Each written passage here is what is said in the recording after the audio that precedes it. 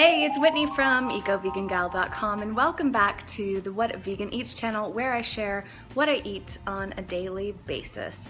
And I am at Jason Robel's right now. We are about to head out to a potluck that Vegan Food Share is putting on it. Vegan Food Share is a really popular vegan Instagram account. If you don't know about it yet, I'll link to it down below. And I just made a dish for the potluck that's not something I'm gonna eat because it has gluten in it and it has a bunch of high histamine foods, but it came out really, really well. I made a seitan chicken parmesan. I used the new chicken seitan from Upton's Naturals, which is quite tasty. I had a little bit of it, had to. And then I used some marinara sauce, some pasta, and some vegan mozzarella from Trader Joe's. The dish totaled $9 or less and will serve probably 4 people. So it's pretty affordable per serving. If you want to see how I made it and how quickly I made it in under 15 minutes too.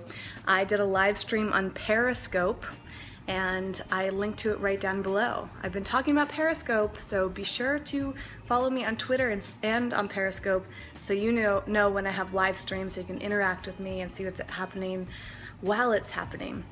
Well, we're gonna head out for the potluck and you get to come along. Hopefully I will find some things to eat there. Jason made some incredible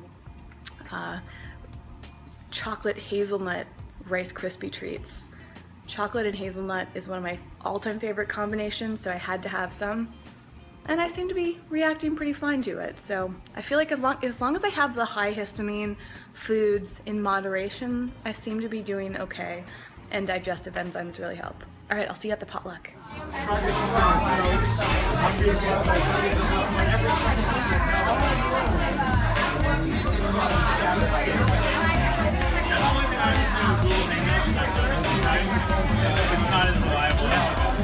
you find that that is dependent on the number of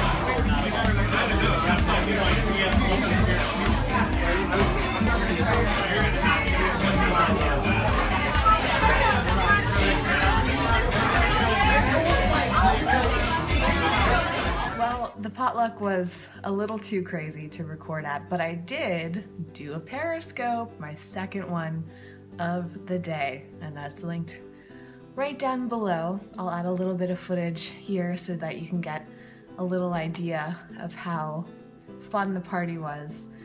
I ended up eating a ton of different foods, like really horrible food combining, definitely a bunch of high histamine foods, but I actually feel really good right now.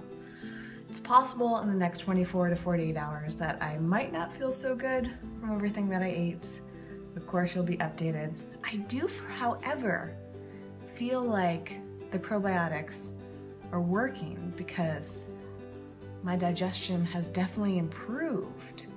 So for me, it's not that and this is just a guess, right, of correlation, that my digestion seems to be stronger and more able to handle foods that it wasn't able to handle before. I did take a digestive enzyme tonight right before I ate all that food. So I'm wondering, is it the fact that I'm eating low histamine foods, plus that I'm taking daily probiotics, plus that I'm taking digestive enzymes, is all of that combined making my digestion much stronger, more resilient?